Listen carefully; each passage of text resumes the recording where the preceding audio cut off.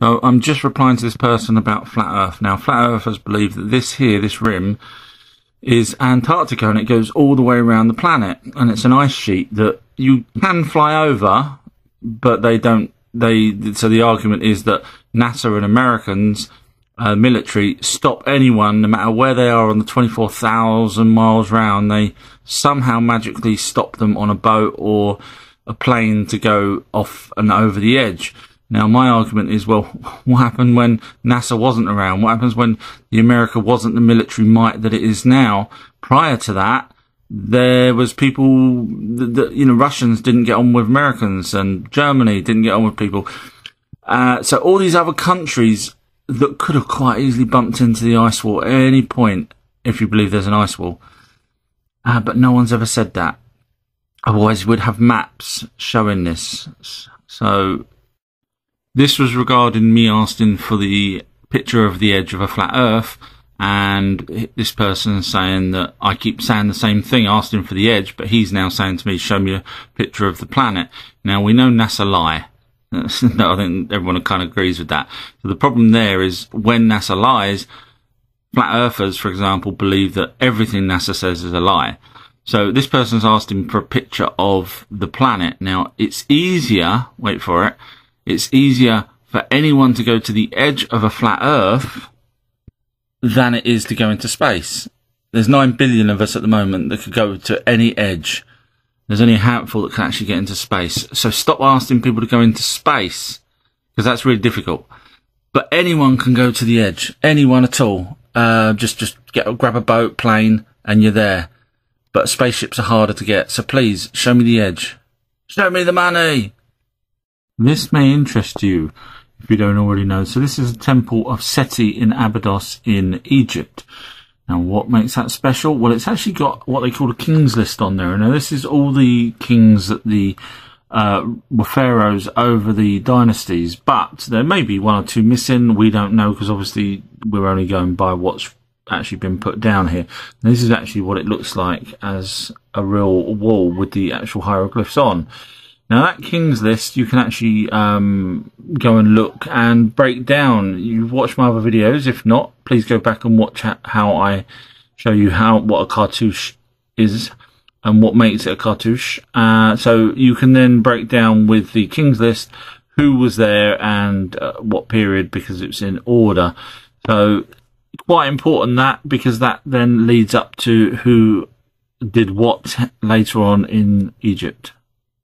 I thought I'd mention a few things you may not know about the Great Pyramid. So Dr. Zahi was the head of antiquities in Egypt for the longest time, and he called the King's Chamber in the Great Pyramid the so-called King's Chamber. And that's because he knew no bodies were ever buried there, and he knew it wasn't a tomb, because tombs are tombs, not a pyramid is not a tomb. So this is what the King's Chamber is. It's up there, and there's a Queen's Chamber there. However, that's just the name that people gave. Now, inside the King's Chamber is this granite box. Now, this granite box is 2.5 by 1.5 cubits, which just so happens to be the same size as the Ark of the Covenant. Now, also be wary of people showing lids. There was never a lid shown to the box at all. No writing was ever found in the Great Pyramid, and funny enough, the pyramid was built to have a light coming up from it, and Las Vegas has a hotel that is shaped in a pyramid with a light coming up. Coincidence?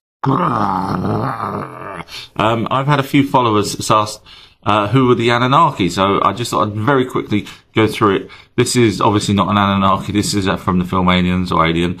So the Anunnaki are a race of white powdered skin. I know people say they're black, but I asked for proof, but there's never any proof, but the tablets say white or pale skin. So anyway, they're 8 foot plus, and they live on a planet called Nibiru.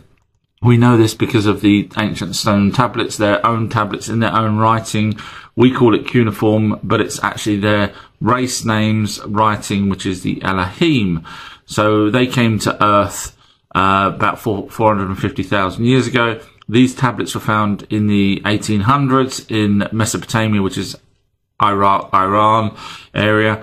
And these tablets were found in the 1800s and described planets in our solar system that we didn't even find out until 100 years after we'd already found these tablets. So clearly they knew what they was talking about. However, you will find that, such as this website here called space.com and NASA and a few other sites, will try and debunk this whole Nibiru thing, because obviously once you realise there's aliens out there, it changes the game because of free petrol and, you know, free energy and all this kind of stuff. So this is from space.com. A planet with an orbit so eccentric, as if like, so it says here, it took 3,600 years to orbit the sun. That is what Nibiru does. It takes 3,600 years to orbit the sun. It's actually called a Shah.